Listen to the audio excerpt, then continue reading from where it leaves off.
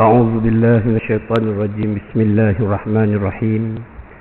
الحمد لله رب العالمين، والصلاة والسلام على أشرف الأنبياء والمرسلين وعلى آله وصحبه أجمعين. سبحانك لا علم لنا إلا ما علمتنا إنك أنت العليم الحكيم. رب اشرح لي صدري ويسر لي أمري واحلل عقدة من لساني يفقهوا قولي. أما بعد، ربنا افتح بيننا وبين قومنا بالحق وأنت خير الفاتحين. أشهد أن لا إله إلا الله وأن محمدا عبده ورسوله. اللهم صل على محمد وعلى آل محمد كما صليت على إبراهيم في العالمين إنك حميد مجيد. أحييكم بتحية الإسلام، تحية طيبة ومباركة من عند الله تعالى. سلام عليكم ورحمة الله وبركاته. Pak Imam, Ahli Jatuh Kawasan Masjid, para alim, para jemaah dirahmati Allah sekalian. Kita sambung lagi perbincangan kita dalam bab at-ta'am wasyarab, ya, makanan dan minuman yang halal. Sebagaimana yang kita memahami tentang makan dan minum secara umumnya, untuk kita masuk pada poin yang seterusnya, ya, Nabi sebut kullu lahmin nabati minal haram fannaru awla bih. Kullu lahmin nabati minal haram, setiap darah daging yang terbina ataupun tumbuh di dalam tubuh badan kita ni daripada nabatin ataupun sumber yang haram, ya, minal haram fannaru aula bih, maka nerakalah yang layak baginya. Maksud tentang haram ini ada dua. Satu, makanan itu sumber. Pisang halal tapi ambil daripada mencuri, haram. Kita terima duit gaji halal kerana kita bekerja sebagai yang patuh syariah, maksudnya kerja technician ke, bukan yang babit dengan arak ke, kerja di sektor yang syariah comply, walaupun dalam perbankan dia tak duduk dekat konvensional, dia duduk di bahagian Islamik. Semuanya itu disebut sebagai sumber. Sumber itu dilihat halal dan haram kepada jenis pendapatan yang diterima daripada pengamalan yang kita buat. Yang kedua, memang ambil makan daripada makanan itu yang disebut sebagai haram kerana keresan nilaian ataupun apa yang ada pada juzuk makanan itu yang disebut pengharaman ke atasnya dalam Quran dan hadis. Tu nak kena jelas. Kadang-kadang orang dia nampak, dia kata tak apa, ni duit loteri, duit judi, duit ekor, tak apa, jangan makan, kita buat bubuh minyak, kita beli perabot, kita beli kapet. Tak boleh. Semua itu adalah mendatangkan sumber pembelian untuk menjadi mal ataupun milik kita. Dia adalah salah. Sebab itu ada bahagian duit tidak suci. Kalau dalam bahasa teknikal dia panggil purification, cleansing. Purification ni, wang-wang yang tidak patuh syariah ni, bagaimana dia nak diguna pakai. Majlis agama Islam kan dia ada bahagian dia. Nak bayar zakat kat sini, nak buat wakaf sini, ada buat harta tidak suci yang orang dapat, orang panggil bukan dividen, apa dia panggil, riba ni, ya, dapat duit tahunan yang dalam bank konvensional ni, maka disalurkan ke situ, ya. Penggunaan dia untuk buat jalan raya ke, untuk orang awam ke, penggunaan awam umum, buat tandas dan sebagainya, ya. Jadi yang kita bincang tentang makanan yang berkaitan dengan bukan sumber tetapi juzuk makanan itu, ya. Baik, baru kita masuk daripada hadis Aisyah radhiyallahu anha anna Rasul sallallahu alaihi wasallam qala khamsun min ad-dawab kulluhunna fasiqun yuqtalna fil harami al-ghurabu wal hidaatun wal aqrabu wal fa'ratu wal kalbu wal aquru. Ini jenis nama binatang yang dimaksudkan daripada Aisyah radhiyallahu anhuma. Rasul sallallahu alaihi wasallam bersabda, kesemua jenis, 5 jenis binatang adalah fasik yang boleh dibunuh. Binatang pada fasik juga, walaupun di tanah haram, iaitu gagak, helang, ya, kalajengking, tikus, anjing. Dia cerita benda ni. Perkataan fasik, kan kita dengar ada orang Islam yang fasik. Perkataan fasik itu mari mana? Fasik dalam hadis tersebut berasal daripada perkataan al-fisq yang bermaksud keluar. Binatang tersebut disifatkan demikian kerana terkeluar daripada kebiasaan binatang lain kerana menyakitkan, merosakkan dan tidak manfaat. Dia datang pada sejenis haiwan. Haiwan yang merosakkan orang, berbahaya lah maknanya. Bahaya. Jadi jenis binatang fasik ni, pertama pada dia ada kuman. Dia ni pula membahayakan orang, menyerang dan sebagainya, maka dipanggil sebagai haiwan fasik. Maka kalimat fasik itu diambil juga sebagai kalimah memahami antara orang yang beriman dengan orang fasik. Orang fasik ni merosakkan. Ya? Dia bukan sahaja tak salat contoh, tapi dia menghalang orang untuk salat. Nampak? Dia merosakkan. Sebab itu Nabi sebut kun aliman au muta'alliman au mustami'an au muhibban fala takun khamisan. Nabi kata, jadi kalau orang, jadi kita ni kena jadi kun aliman, orang alim. Tak mampu kita jadi orang alim, ya, tak apalah, tak boleh jadi alim. Au muta'alliman, jadi orang yang mengaji, kan? Yang tu mudah. Tak boleh jadi juga, jadilah orang yang mustami'an, orang mendengar. Okey, mendengar. Tak boleh jadi mendengar. Muhibban ni dia tak benci, dia tak halang. Dia dengar ada masjid dia buat majlis, dia infak, tapi dia tak datang pun, dia muhibban. Maka Nabi kata jangan jadi orang kelima, fala takun khamisan fatahlu. Orang kelima ni alim tidak, mengaji tidak, mendengar tidak, suka tidak, semua tidak. Maka kategori ini fasik. Ni fasik, merosakkan, halang orang datang nak mengaji, halang orang daripada nak salat, ajak pada kejahatan. Jom kita lepak, alas mayang bila-bila pun boleh, Tuhan tu juga. Bahaya ni. Ya? Baik. Kalimat tu diambil pada haiwan yang kata fasik, termasuklah yang Nabi sebut. Fasik ini adalah binatang yang merosakkan dan tidak ada beri manfaat kepada manusia. Maka jenis-jenis yang ni kita kadang-kadang tak perlu diletakkan nama, tetapi jenis tu kita tahu. Ya? Jenis tu kita tahu. Sebab itu kalau tuan-tuan rajin membaca tafsir Tantawi. Ya, Tantawi. Syed Tantawi ni dia salah seorang Syekhul Azhar. Ya? Syekhul Azhar ni meninggal di Mekah. Tak silap saya dia meninggal tahun 2004, tak silap saya, di Mekah. Ya? Ada tafsir dia. Tafsir Syed Tantawi. Tuan-tuan boleh baca. Dia memperincikan banyak-banyak jenis-jenis. Dalam tafsir dia cuba memperjeniskan jenis-jenis nama ubatan. Dalam Quran menyebutkan umum. Jenis-jenis ubat mesti ada sifat dia pahit, mesti ada begini-begini. Tapi tak sebut pokok apa. Tapi Syed Tantawi cuba menghuraikan jenis-jenisnya. Orang cerdik, orang alim. Meninggal.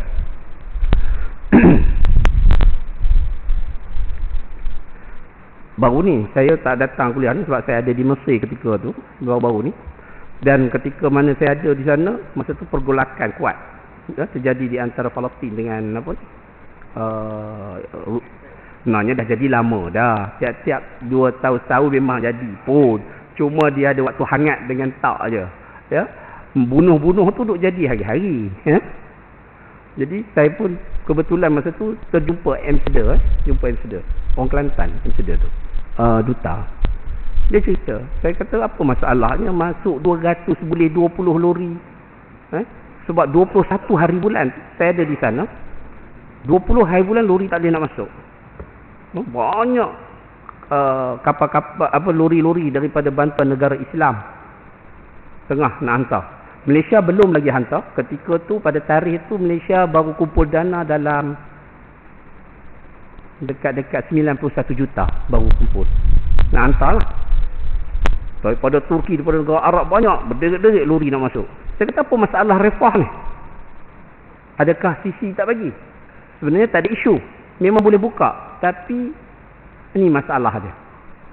Selepas pintu Rafah tu ada 100 meter ada pintu Israel pula. Masalah ada pintu Israel tu nak melepasi tu. Pelik tak? Kita kalau ada border, ada satu ni, lepas lah. Rupanya selepas melepasi Rafah, masuk di Gaza tu, rupanya ada lagi satu border daripada Israel. Hak tu yang buat sangkut rupanya. Dan lori yang boleh masuk 100 meter tu tak boleh terus masuk ke Gaza, melainkan loadingkan barang sebelah tu pula. Ingat senang, ni qara-qara yang jahat yang dibuat oleh Israel. Susah bila kita tengok kat sana, memang gerakan kebangkitan negara Islam tu ada, tetapi dimanipulit oleh kuasa-kuasa besar. Nanti jadi sampai hari ini. Baik, tu iklan sekejap. Baik, kita masuk balik pengecualian hukum ketika darurat. Pengecualian hukum darurat ni, dia ada cerita dia. Dekat tempat kita berlaku zaman Jepun dulu, tetapi di negara-negara Arab dah berlaku. Contohnya di Syria, di Gaza. Bagaimana keadaan-keadaan haiwan-haiwan yang tak boleh dimakan difatwakan dibolehkan kerana ketika darurat. Namun begitu, dia ada standard dia. Bukan asal darurat cekau je benda-benda haram. Bukan begitu. Ada kaedahnya. Ya. Hukum haram makan binatang berdasarkan 3 prinsip. Dikecualikan ketika manusia ditimpa darurat. Asalnya boleh, asalnya tidak boleh. Maka bila darurat dibenarkan, dia ada kadar, ya, ada perimeter dia. Bukan makan sampai bukan begitu, ya. Sampai siap buat barbecue pula. Bukan. Dalam keadaan demikian, halal makan bangkai yang diharamkan, malah halal juga makan binatang yang diharamkan. Ketika itu sahaja. Sebab itu ketika perang Syria yang membabitkan antara Syi'i dan Sunni, ya, fatwa dikeluarkan boleh makan kucing. Kucing. Kat tempat kita ni, yang makan kucing siapa? Jangan jawab. Jawab sendiri, dalam hati. Sebab jadi isu kalau jawab tak. Kalau ada satu kaum tu, selesai tu, kucing gelandangan tak ada tempat kita. Anjing pun tak ada. Ya? Saya duduk di Enstek. Ada satu ketika tu, satu kaum tu datang lah. Dia jadi pekerja. Sunyi sepi. Kita pun pelik. Kucing tak ada, anjing tak ada. Bukan kita suka benda tu berpeliseran, tapi kebiasaan selalu jumpa. Kali ni bersih. Rupanya dia makan benda tu. Selesai. Tuan-tuan jawab sendiri tahu kan grup mana tu yang buat tu. Jadi yang dalam keadaan ni, dia membenarkan apabila keadaan terhimpit dan tidak ada makanan lain yang boleh dimakan dan tidak ada pilihan. Tak ada pilihan. Sebab itu dalam kaedah maqasid syariah, dia ada kena melihara agama, melihara jiwa. Dan keadaan inilah sebagai prinsip untuk selamatkan diri daripada mati, daripada mendapat musibah, maka dibenarkan keharusan itu dibuka. Ya, iftahuz zara'i, dibuka peluang untuk mencapai kepada maksud selamat dan menjaga agama, menjaga nyawa. Maka dia kata bagaimanapun pengecualian tersebut hanya untuk sebagai hifzul nafs, iaitu menyelamatkan nyawa supaya boleh terus hidup. Hari tu ada orang tanya, dia kata tak ada benda lain dah, nak mati dah, yang ada je arak aja ada. Tak tahu duduk kat mana sesat, arak aja ada. Boleh tak minum? Maka kalau mengikut prinsip sekadar minum untuk hidup boleh, tak boleh pula. Macam best lah semalam. Dia repeat balik. Tak boleh. Untuk mendapat keseronokan tak boleh. Untuk keselamatan boleh diambil kira. Firmanullah Ta'ala, wala taqtulu anfusakum innallaha kana bikum rahimah. Kata Allah, dan janganlah kamu berbunuh-bunuhan sesama sendiri. Innallaha kana bikum rahimah. Sesungguhnya Allah Maha Pengampun ataupun Allah Maha Pengasihi di antara kamu.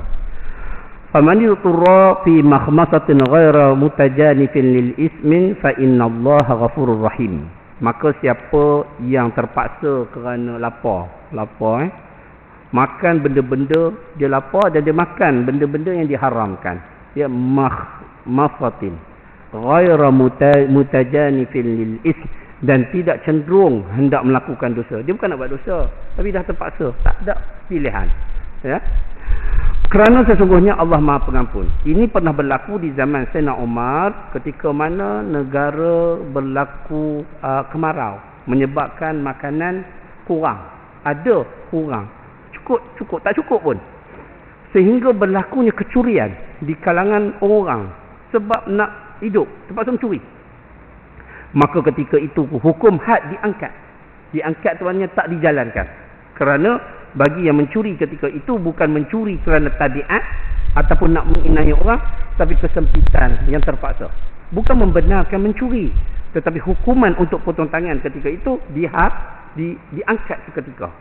Kerana orang yang mencuri tadi bukan dia nak mencuri kerana keseronokan, tapi untuk melepaskan hidup dia. Sampai begitu. Ya?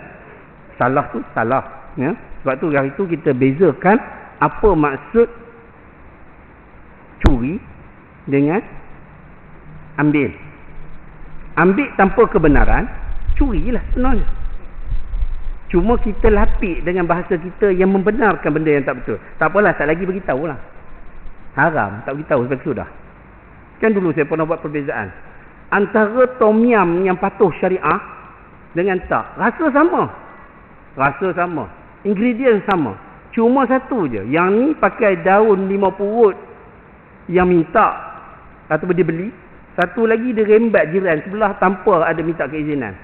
Rasa memang sama. Rasa tetap tom yum. Tetapi tak comply. Sebab bukan hak kita. Sebab itu Islam menilai semua benda-benda ni kerana dia akan menjadi juzuk dalam tubuh badan kita. Bagi orang yang menjaga, yang faham tentang halal haram. Benda ni tak ada siapa pun boleh buat penilaian. Benda yang kita makan, tak ada siapa tahu perimeter dia mana halal mana haram. Kita yang tahu sumber tu kita dapat dengan cara betul ataupun tidak. Kita boleh tipu orang. Kita boleh makan guna duit rasuah. Kita boleh tipu anak bini kita. Siapa pun tak tahu. Kita yang tahu. Tetapi apabila di akhirat kelak, Allah Azza wa Jalla sediakan dalam satu rujuk, ya, dalam surah dia kata narullahil muqadatul lati tattali'u 'alal afidah. Yang Allah masukkan dalam surah tersebut, Allah cerita 3 jenis orang yang dimasukkan dalam api neraka. Satu, orang yang makan harta anak yatim. Maknanya dia ambil harta anak yatim itu bukan hak dia. Dia penjaga je. Ini selalu terjadi. Dia sebagai pemegang amanah. Dia boleh makan sekadar untuk dia hidup bersama. Tetapi dia tak boleh ambil hak budak tu, menafikan hak orang anak yatim tu. Yang ini selalu terjadi. Dia ambil lebih daripada yang sepatutnya. Masuk dalam neraka hutamah. Yang kedua adalah orang yang buat dosa besar, bertaubat. Lepas tu buat balik. Bertaubat, buat balik. Maknanya dia mengulang kesalahan dia. Terbatal rukun taubat dia. Kan kalau kita tengok dalam rukun taubat, pertama sekali dia kena tinggalkan perbuatan tersebut. Ya. Yang kedua, dia kena meletakkan supaya berazam untuk tak mengulangi perbuatan itu. Dan minta ampun kepada Allah. Yang ketiga. Tetapi apabila dia mengulangi, maknanya dia sudah melanggar 3 rukun taubat tadi. Taubat tadi tidak diterima. Orang ni dia taubat, dia buat pula. Katakan dia minum arak, bertaubat. Lepas tu dia minum pula. Taubat, minum pula. Orang ni dia duduk dalam neraka hutamah. Yang ketiga ialah orang yang makan daripada sumber yang haram dengan jelas. Sama ada dia makan, dia minum arak, dia makan daging babi yang tanpa ada darurat, ataupun sumber daripada yang haram, maka dia dimasukkan dalam neraka hutamah. Cerita ni dia adalah penjelasan hadis. Apabila orang ni, neraka adalah untuk orang Islam. Neraka untuk orang Islam yang melakukan dosa sebagai asi. Apabila dia keluar daripada neraka, maka berlaku compang-camping kepada tubuh badan. Compang-camping itu maksud apa? Di sini tak ada daging, di sini tak ada daging, di sini tak ada daging. Rupanya neraka hutamah tadi, kerja dia ialah membakar badan-badan yang terbina ataupun daging-daging yang terbina daripada tubuh badan, daripada sumber yang haram. Dia je yang kenal mana yang haram. Kita makan, kita tahu tak kau nak jadi bumper kat perut ke, jadi kat peha, kita tahu ke? Sumber yang kita makan tadi, Yang jadi darah tadi, kita tahu tak nak jadi daging kat mana? Kita tak tahu. Yang tahu tadi ialah neraka tadi. Dia membakar yang haram sahaja. Maka ketika itulah apabila manusia itu diampun oleh Allah Ta'ala, dia dalam keadaan cumpang-camping. Rupa dia ada yang tak cukup. Maka ketika itulah diberikan minum air telaga Muhammad sallallahu alaihi wasallam, maka tumbuh kembali. Nak ceritanya, maka ketika itu dikenal pasti mana tempat-tempat daging ataupun sumber yang haram tadi terbina daging dalam tubuh badan kita. Tuan-tuan boleh baca dalam surah tu, surah Al-Khutamah, bila Allah sebut narullahil muqadatul lati tattali'u 'alal afidah. Kaedah dia senang je kalau kita nak faham cara kasar. Api itu menjulang daripada bawah sampai ke atas. Macam dalam oven lah. Duduk tengah-tengah ayam tu, api atas, api bawah ada. Yang atas turun ke bawah, yang bawah naik ke atas. Dikelilingi dengan api. Begitulah sifat neraka Hutamah. Kalau rajin baca tafsir, tuan-tuan belajar pula, tuan-tuan akan jumpa bagaimana siksaan-siksaan kepada orang yang makan makanan daripada sumber yang haram dan makanan yang haram. Baik. Maka sebab itulah Allah Ta'ala menunjukkan dalam surah ni, ya, dalam surah Al-Ma'idah ni, semua Allah sebut fa innallaha ghafurur rahim. Kenapa gitu? Kenapa Allah sebut fa innallaha ghafurur rahim? Kerana cerita pasal makan ni dia ada siksaan dia. Apabila orang tu menyalahi prinsip makan yang menjadikan pengharaman, maka apabila ada pelepasan yang dibenarkan dia boleh makan dengan kadar untuk dihidup, makan benda yang tak elok tadi, maka kata fa innallaha ghafurur rahim. Ya, fa tu fa jawab kepada Allah bagi garanti keampunan. Ya, fa kepada jawab kepada pengamalan orang tu makan dosa. Sebab tu kalau kita mengaji dalam bahasa Arab, kalau kita baca je kita tahu Allah datangkan satu perbuatan, maka Allah jawab dengan satu kenyataan. Huruf fa tu, fa innallaha ghafurur rahim. Fa itu jawab kepada orang yang makan makanan yang tak baik, tetapi bukan berniat nak buat dosa, tapi untuk selamatkan diri. Makna dengan kadar yang tertentu, cukup sekadar itu sahaja untuk hidup, bukan sampai berlebih-lebihan sampai bergelempang. Contohlah, tak ada benda lain. Yang ada hak kaki pendek tu, hak nyondol. Banyak tak kat sini? Ke dah tak ada lah?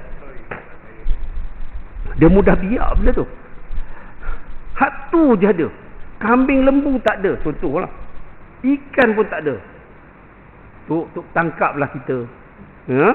Tangkap. Buat bakar ke, buat tak tahulah, buatlah apa benda. Tapi kadarnya bukanlah sampai, oi, ada baki lagi ni, esok buat barbecue. Bukan gitu. Sekadar untuk hidup sahaja. Bukanlah sampai jadi bahan tu semata-mata untuk ni. Melainkan orang yang menjaga untuk diri dia, dia kadar untuk hidup sampai esok. Esok pun tak ada lagi, makan lagi, boleh lagi, dibenarkan. Tetapi bukanlah kata itulah makanan sampai melazatkan. Dia begitulah. Sekadar untuk hidup, ya.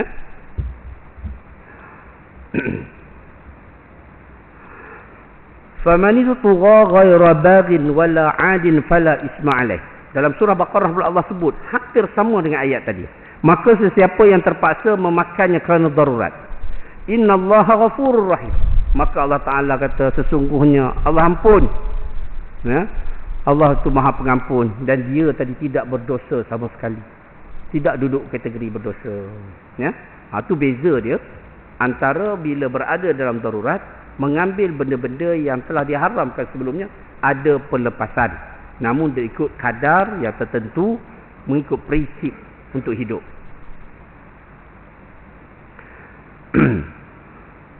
Dalam bab lain pula, ya, selesai bab tadi, dia kata ada juga perkara yang haram dimakan, iaitu ikut di sisi pandangan mazhab al-Imam Syafi'i, selain binatang berkaki 4, ya, yang berkaki 2, yang besar-besar ni, dia kata ada juga, iaitu semua jenis serangga, iaitu binatang kecil dan halus yang melata di bumi, seperti semut, lalat, kumbang, ular, pijat, kutu, lipas, cicak dan sebagainya. Saya pernah baca benda ni mengaji. Ada seorang hamba Allah tu, dia mengaji juga, bagus. Soalan dia bagus, tapi dia mungkin salah faham sikit.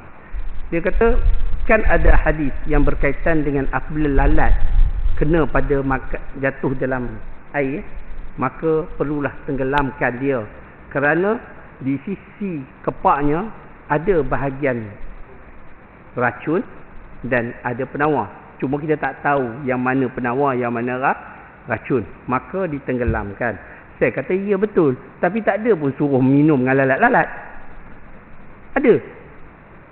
Tak ada kan? Buanglah lalat tu, yang gagah nak telan lalat tu kenapa? Oh, baru dia faham. Ya. Pendapat yang kedua dalam hadis tu, setelah tenggelamkan, dia kata boleh minum, tapi dia tak suruh pun minum. Itu sebagai parameter. Dah kalau saya tak ada air lain, bolehlah minum. Tapi ada orang kata, lepas tenggelam, you mesti minum air tu.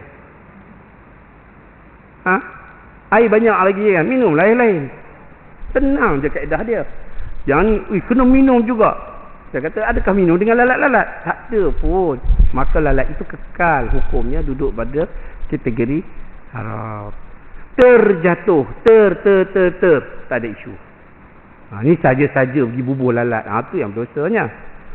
Ya, dah makan habis jumpa lalat. Okey lah, dah jumpa. Tapi tak jumpa pun lagi okey. Tak tahu okey. Dah makan lah. Begitu juga serangga yang punya sengat dan beracun seperti lebah, tebuan, kalajengking dan sebagainya. Maka ada orang tanya, saya makan anak lebah. Yang ni dah masuk bab lain. Dia ada beberapa kategori, bukan suruh pergi makan, tapi bila orang tanya boleh tak boleh, orang kita kan suka gitu. Suka. Kadang-kadang dia bukan soalan untuk praktikal, soalan suka tanya. Mungkin kebat sangat gamak. Ketika proses anak tadi tu, dia masih belum cukup umur dia jadi lebah, belum dipanggil lebah. Contoh macam manusia, embryo, zygote, fetus, lepas tu barulah jadi janin, baru jadi baby. Ada proses tu. Ada istihalah, mana proses kejadian tu berlaku.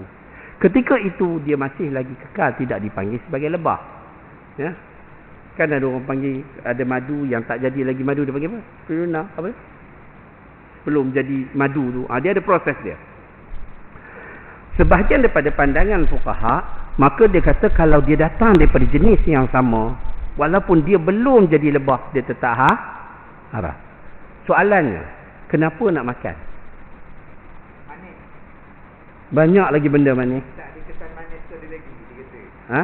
Makanlah madu tu, makan lebah buat apa? Nak manis makan madu. Madu kan boleh. Jadi ini perbincangan fiqh. Kadang-kadang fiqh ni kalau tuan-tuan tengok, kalaulah kita nak cari betul-betul jawapan, memang tak ada. Bukan tak ada. Jawapan yang kata boleh dengan tak boleh itu macam sama-sama ada. Fiqh. Namun kita nak yang mana paling rapat, yang ada nas, kuat dengan nas, dan juga yang mana pandangan imam yang kita ikuti. Ya? Kebanyakan kita berkecenderungan dengan pandangan mazhab Imam Syafi'i, maka kita berpegang kepada ijtihad beliau. Kita ni jangan buat ijtihad, tak layak pun. Rasanya boleh, tak layak. Main rasa-rasa. Orang yang layak dipanggil sahibul mujtahid ni, orang yang boleh berijtihad. Mana berijtihad ni? Setelah dia memahami semua keadaan dan hukum, semua dia tahu, maka dia buat keputusan berdasarkan kefahaman dia. Kita ni hukum apa? Hadis berapa banyak hafal? Orang yang boleh buat hukum ni sekurang-kurangnya dipanggil sebagai al-hafiz. Al-hafiz ni bukan hafiz 30 juzuk. Kalau kita mengaji ilmu hadis, al-hafiz orang yang hafal sekurang-kurangnya 100,000 hingga ke 200,000 hadis, yang memahami sanadnya, matanya. Kita hadis 40 tak lepas lagi. Agak-agak lah. Siapa hadis 40 ingat dalam masjid? Kadang ingat saja pun ada. Tak tahu lagi ilmu musnad, musnid pun tak tahu nak beza lagi dah. Nak membezakan jarah wa ta'dil pun kita tak tahu. Perbezaan antara hadis mutawatir dengan hadis sahih pun kita keliru. Ya? Berapa banyak hadis sahih, ada berapa jenis? Dah nganga. Ya? Belum kita tanya hadis maudhu' ada berapa jenis, hadis dhaif berapa jenis. Ya? Hak tu pun kita tak lepas apa-apa lagi. tak payah dia buat ijtihad sendiri. Panggang sahaja ijtihad daripada sahibul mujtahid. Kita jadi muttabi', orang yang mengikut daripada pandangan fuqaha yang dah buat dah hukum tu cantik. Kita ni sebab apa jadi gitu? Sebab kita ni ada 14 buah negeri, termasuk wilayah lah. Ada 14 mufti, okey lah, tak ada isu lagi. Tapi tak campur lagi yang mufti dalam YouTube tu, dalam Twitter, dalam Facebook, ya. Dia panggil mufti YouTubiah dengan Googleiah, pergi Google, tak tahu kau Google, ya. Jadi ini masalah kita. Benda tu perlu, ya, sebagai wacana ilmu, percambahan. Tetapi kita kena tengok kat mana sesuatu hukum itu pengamalannya dilakukan yang terbaik, ya. Sebab itu mengaji fiqh ni kita kena memahami kecenderungan itu, di pengamalan tu diamalkan di mana. Memang hukum ada yang ni kata khilaf, tu khilaf furu'iyah, ya.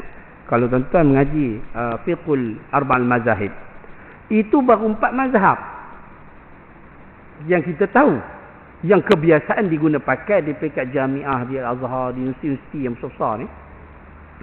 Rujukan dia bukan hanya pada 4 mazhab, sehingga 8 hingga ke 16 mazhab, ke 32 mazhab pun ada, ya. Yang kita pelik pun tak pernah dengar pun ada.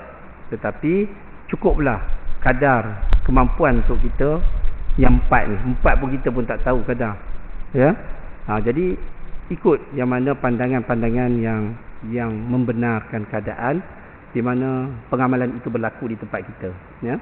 Sebenarnya tempat kita ni dah clear dah dari segi jabatan agamanya, ya, fatwa hukumnya, dah cantik dah, semua ada.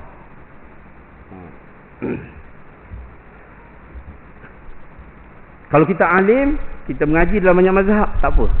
Tapi kalau kita tak mengaji, kita hanya dengar sikit-sikit, buka YouTube sana, dengar sana sikit, dengar sini, tiba-tiba kita nak buat, berhati-hati. Kena banyak mendalami lagi supaya kita tidak tersalah pengamalan, ya. Bagaimanapun dikecualikan yang serangga-serangga tadi, dikecualikan belalang. Belalang boleh, ya. Bob. Tuan-tuan kenal tak? Ya. Saya baru ni pergi Mesir. Orang jamu bob. Ngeri juga tengok. Saya kata apa, ya. Memang kita kenal binatang tu. Tengok Allah, hai. Alah tak apa Ustaz, dia kata kepala tu anggap je kepala ikan haruan. Dia buat tom yum. Pernah makan tom yum tak? Tapi jangan duk cari kat sini, sini memang tak ada. Yang tu dibenarkan, ya. Ataupun sejenis binatang, beberapa jenis binatang di padang pasir ada yang dibenarkan. Ya. Begitu juga disebut dalam perkara sejenis burung, dia kata. Haram memakan burung seperti burung kakak tua. Al-babgha dipanggil. Ya. Wa takallam wa lam ya'rafu ma za yatakallam. Dia boleh cakap dan dia sendiri tak faham apa dia cakap. Dia pandai ikut je. Ya. Burung merak boleh makan. Ataupun burung, sejenis burung yang bentuknya seakan-akan burung herring, rahmah. Tahu burung herring yang botak kepala tu? Burung apa orang panggil? Burung herring lah. Tak. Kerana burung ni dia memakan makanan yang bangkai, mempunyai kuku, ya, ada kuku, mencengkam, ya. Lepas tu dia kata sejenis burung yang berwarna putih kecil sedikit, dia macam helang. Termasuklah burung layar-layar dan juga kelawar. Kelawar ni ada orang makan tak? Bukan orang kita lah, yang duduk atas bukit tu. Dia ada satu lagi yang macam kelawar. Apa dia orang panggil? Keluang, keluang pun ada juga suka makan. Kita tak boleh makan. Semua benda mutanajis tidak disucikan, tidak dapat disucikan. Haram makan semua jenis cecair, ya. Semua jenis cecair, ya.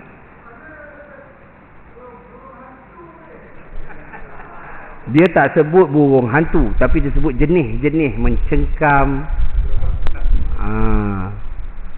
ya. paruh dia macam mana, makan apa habitatnya, dia makan apa. Ya.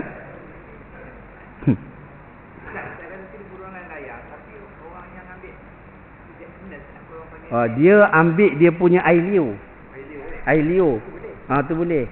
Lepas tu dia ada perbincangan, ada yang haiwan yang tak boleh makan daging, tak boleh makan dia, tapi boleh makan telur. Bukan macam penyu. Ada yang tak boleh makan dia dan tak boleh makan telur dia. Ada juga. Ada lagi perbincangan, tak habis lagi. Nanti sampai ke situ. Ya. Macam ada juga yang orang makan hanya telur dia. Ya. Ada juga belangkas dan sebagainya. Orang tak makan dia tu. Yang ada orang yang makan, tapi dalam Islam dia tak makan benda tu. Macam penyu makan telur. Lepas tu dia kata semua jenis cecair-cecair yang diperam, yang menjadikan dia tu arak. Cecair macam-macam, cecair kita makan, tebu boleh, semua boleh, asir dan sebagainya. Namun bila dia diperam, dia bertukar daripada tadi jadi jus kepada jadi cuka, lepas tu arak. Masa cuka tadi dibenarkan lagi, maka bagi proses satu lagi istihalah dia pergi kepada arak, ketika itulah tak boleh, kerana dia berubah kepada sifat keadaan, kerana dia boleh memberi mudarat. Ya? Sesuatu yang mudaratkan badan adalah seperti, dia kata sesuatu yang memudaratkan badan adalah seperti batu, tanah, kaca, racun, dadah dan seumpamanya. Memang kita jadi pada tanah, kita makan tanah, mana boleh, dia tak baik untuk kita. Ya? Maka di sinilah perlu kita memahami adanya perimeter pemakanan. Ada juga benda yang dia tak haram, ya, tapi tak sesuai untuk kita makan. Ada kan benda yang tak haram, tak disebutkan dia sebagai haram, tapi tak sesuai kita makan. Apa dia? Rumput. Sesuai tak untuk kita makan? Tak. Banyak sayur lain yang boleh kita makan. Lalang, ada kata haram? Tidak. Tapi ada baik tak kita makan? Sebab itu dia dalam bab makanan dia panggil halalan tayyiba. Dah halal mesti tayyib, baik. Baik untuk tubuh badan, yang ada khasiat, yang ada memberikan kebaikan pada badan kita. Ya? Makan yang beri mudarat tak boleh. Cara arak bagi mudarat. Begitu juga ada yang benda yang halal tetapi tidak boleh dimakan dengan banyak, akan beri kesan yang buruk pada badan. Terlebih gula, terlebih garam. Halal tak? Halal. Tapi jangan terlajak, jangan terlebih. Ada cukup kadarnya.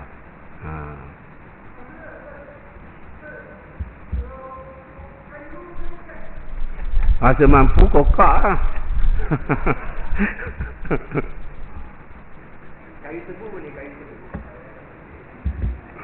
Tebu hitam. Taknya orang makan apa tu taknya. Yang dalam apa penibung. Dalam nibung. Yang tu pernah masuk perbincangan tentang ulat dalam nibung tu. Saya pernah baca cerita dia. Cuma pengkajian dia kata pertama sekali dia hidup semata-mata dengan sagu. Nazan. Benda tu hidup dengan sagu, maka dia disifatkan sebagai haiwan sagu.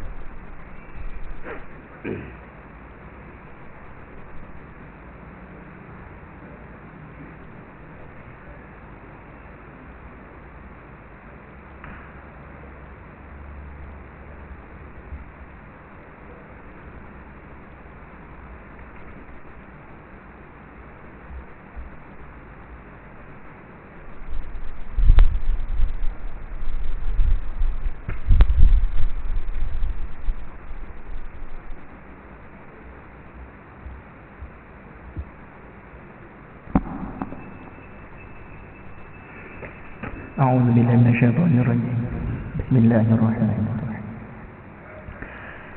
الله أكبر الله أكبر الله أكبر الله أكبر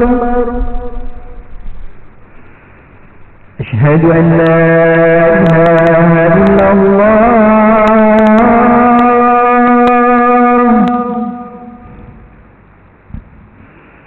أشهد أن لا إله إلا الله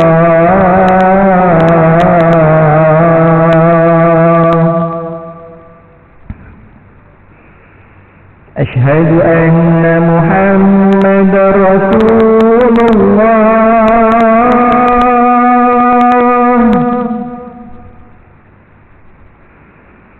أشهد أن محمد رسول الله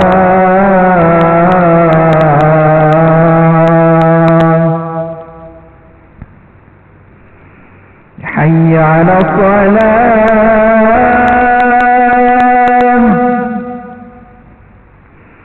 حي على الصلاة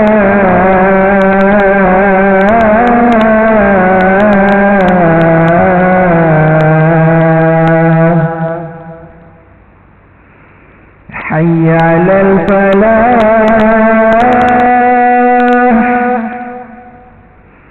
حي على الفلاح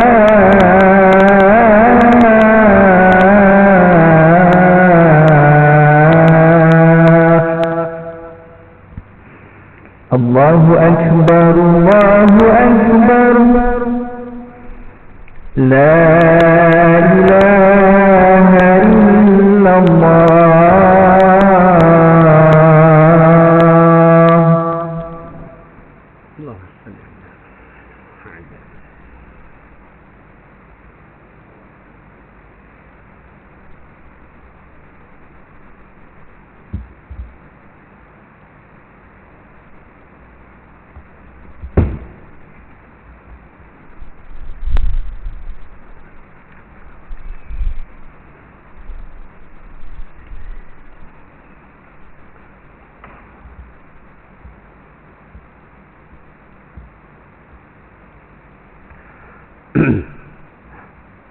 Okey, sikit lagi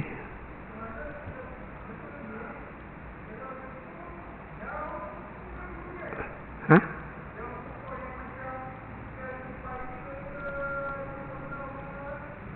Apa dia? Jarum.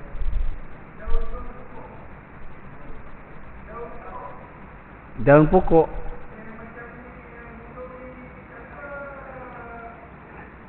Dia senang je. Kalaulah pohon tu tidak beri darurat, tak bagi kesan sampingan dan ianya adalah satu makanan yang menjadi sayur-sayuran, bolehlah. Dia tidaklah sebut, cuma dalam fiqah ni dia tidaklah menjurus tunjuk cerita jenis apa-apa, nama, tetapi dia sebut sifat. Dia beracun ke, tak beracun ke, ya. Jadi kalaulah benda tu adalah makanan yang tidak menjadi apa-apa kesan. Orang dulu kan macam-macam ulaman dia. Sebab dia dah tahu yang ni tak beracun, yang ni beracun, yang ni bahaya, yang ni tak. Macam keladi juga. Ada keladi yang gatal kan. Yang gatal orang tak makan. Mereka memang dia tu gatal. Yang tak gatal yang kita makannya pun. Cuba makan gatal tengok. Rebung. Orang negara lain mana makan rebung? Orang negara Asia ni je yang makan rebung. Orang negara lain dia tergila makan buluh. Jadi kat situ kita nampak apa sahaja sifat dia yang tidak memberi, tak bagi mudarat. Ada kesan mudarat tak? Tak ada. Boleh, tak ada isu. Dia tidak bagi kesan dan tidak ada bahan kimia, tak ada apa, boleh. Yang paling bahayanya yang kita makan makanan sekarang, kopok-kopok jajan tu lagi, ya. Macam kita fahamlah, tuan-tuan tulis, tengoklah mukawinat ingredient, ingredient. Dia tulis tu sodium glutamat. Apa benda tu? Sodium glutamat. Sedap je. Kalau kita nak huraikan balik campuran-campuran mekanisme daripada perisa, pewarna, segala apa mak nenek dia bubuh kat situ, kan, menjadikan dianya sedap. Di gabungan-gabungan itu datang pada bahan-bahan kimia dan sebagainya. Hak tu lagi mudarat. Ya. Kalau pada sumber-sumber yang asli ini, dia tak ada apa-apa. Dia tak ada bahan kimia. Cuma adakah dia ada asalnya tu ada racun ataupun tidak, itu sahaja. Jadi apapun dalam Islam meletakkan makanan dan minuman tu baik untuk manusia, tidak memberi mudarat, baik untuk tubuh badan, maka ianya disifat, diharuskan, dibenarkan untuk waqulul asya ibahah. Setiap asalnya hukum satu benda tu adalah harus. Cuma tuan-tuan kena faham kalimat harus. Harus ini diguna pakai pada perkataan mengikut klasifikasi perkara yang dilakukan. Contoh, di dalam investment, dia tidak menggunakan kalimat halal. Dia guna harus. Pada makanan, dia letak kalimat halal. Adakah harus itu hampir dengan haram? Tak. Harus itu halal lah. Kena faham juga. Kalau kita kan keliru kan. Kita ingat, makro, harus. Harus ni macam tak kuatlah kedudukan. Siapa kata harus itu adalah halal? Boleh dimakan. Tidak ada isu. Cuma term, perkataan itu diguna pakai macam mana? Macam orang masuk produk-produk kan. Produk saham dan sebagainya, dia kata yang ni harus untuk masuk. Harus maksudnya halal lah. Patuh syariah. Dia tak mewajibkan orang masuk. Maka dia tidak meletakkan sunat. Siapa masuk dapat pahala. Letaklah harus. Siapa nak masuk boleh. Tak nak masuk pun tak apa. Macam kita nak makan lah. Bila makan, dia tak guna perkataan term tu harus. Guna perkataan halal. Sekarang semua orang nak makan, tengok ada halal ke tidak. Betul tak? Macam mana pula beli nasi lemak yang beli lemak di tepi tu ada cat halal? Tak ada tak? Macam mana kita nak tahu halal dia? Kita tengoklah tukang jual tu. Oh, orang kita kan. Tengok-tengok tak pakai tudung. Halal tak? Halal. Tapi carilah yang patuh syariah. Nasi lemak tu tetap nasi lemak juga. Tu je beza dia. Ya. Wallahu taala alam bisawab. A'udzubillahi minasyaitonir alim minasyaitonir rajim. Bismillahirrahmanirrahim. Allahumma arhamna bil Qur'an waj'alhu lil imama wa nuran wa hudan wa rahmah. Allahumma zakkirna minhuma nusina, Allahumma zakkirna minhuma jahilna. Warzuqna tilawatahu ana al-lail wa atrafan nahar waj'alna hujjatan ya rabbal alamin. Radina billahi rabba wa bil islam dina wa bi Muhammadin nabiyyan wa rasula. Rabbana zidna ilma warzuqna fahma wa amalan salihan mutaqabbala. Wa sallallahu ala Muhammadin wa ala alihi wa sahbihi wa barik wa sallim. Walhamdulillahi rabbil alamin. Wa man asabaka min hasanah fa min Allah wa man asabaka min sayyi'ah fa min nafsihi. Assalamualaikum warahmatullahi wabarakatuh.